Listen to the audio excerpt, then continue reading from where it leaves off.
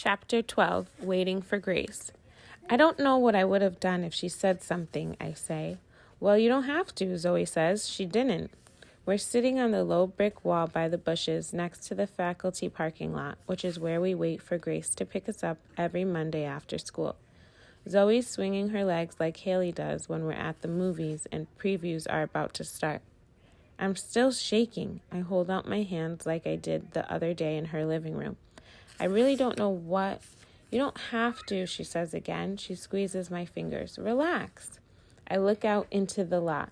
I didn't like it when she told me to relax on the phone the other day, and I don't like her telling me now, but I don't say anything. It's the first time we've been alone since her house, and if I say something, it'll only add to the weirdness I'm not imagining. What was Miss Washington trying to prove, I ask. She wasn't trying to prove anything. Why would she do that to me? Silas, she didn't do anything, Zoe says. You know how Miss Washington gets. I do know how she gets. She's one of those teachers who wants you to think and doesn't always give clear-cut answers.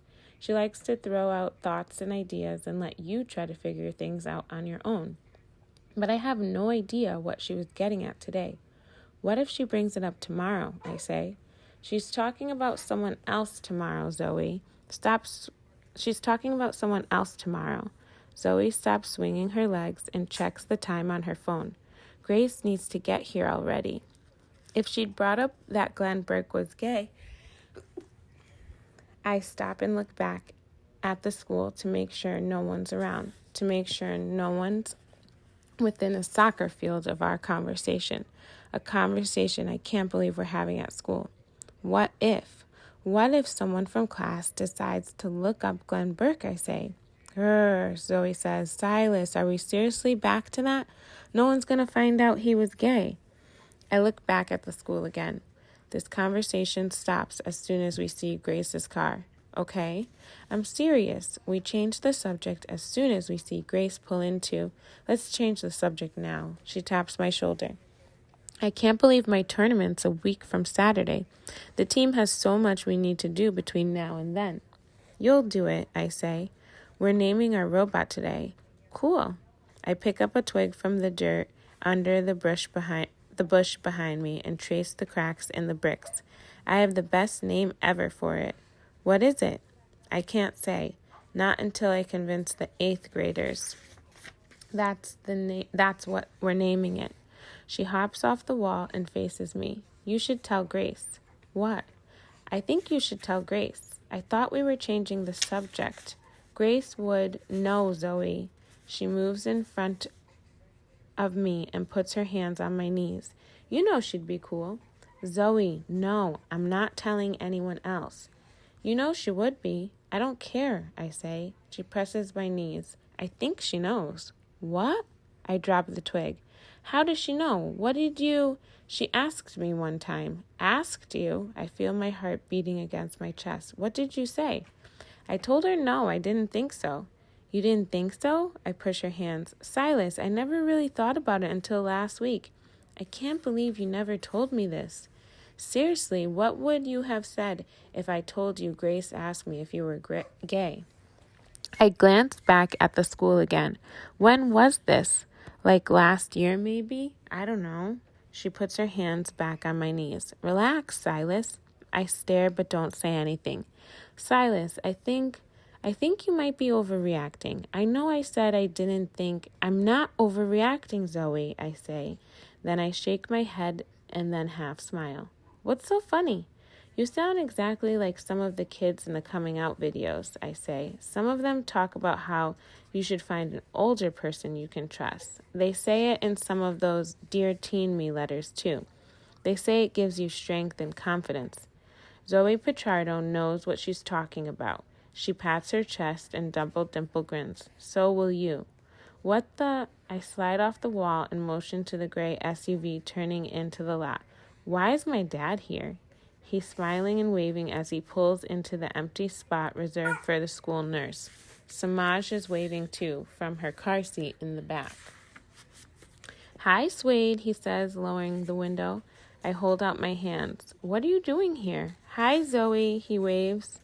She waves back. Hi, Mr. Dubs. Zoe calls my parents Mr. and Mrs. Dubs. Dubs is her abbreviation for W. What are you doing here? I ask again. He opens the door and gets out. One of your mother's employees cut herself. The new girl, I say. Kayla? As a matter of fact, that was the name your mother said. Is she okay? Zoe asks, skipping to the back door. They went to urgent care, Dad says. Then she's not okay, I say. Your mother's erring on the side of caution. You know how she gets. But why are you here? What do you mean, why am I here? He walks around the front of the car. Your mother said I needed to pick you up. No, I make a face. Grace picks us up on Mondays. Beep. Zoe taps Samaj's head. She's next to Samaj in the back seat. Beep, beep. Samaj giggles. Beep, beep. She pats one of Zoe's dimples. Beep, beep. Gentle, Zoe says. Gentle. Zozo, Samaj laughs. Beep, beep. I'm pretty sure your mother said I needed to pick you up at 3:30, Dad says.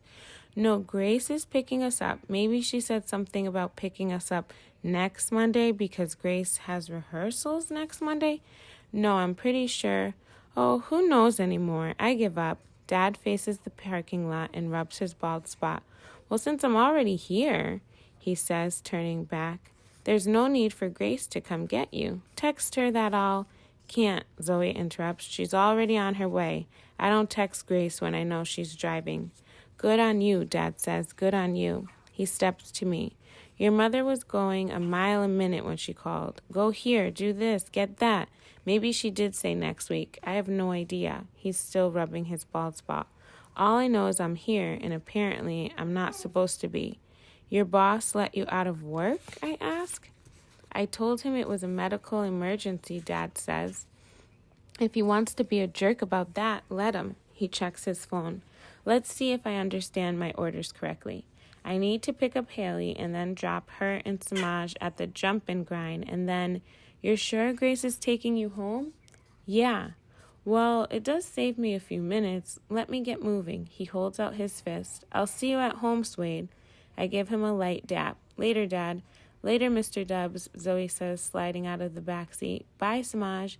Bye-bye. Samaj waves with both hands. Bye-bye.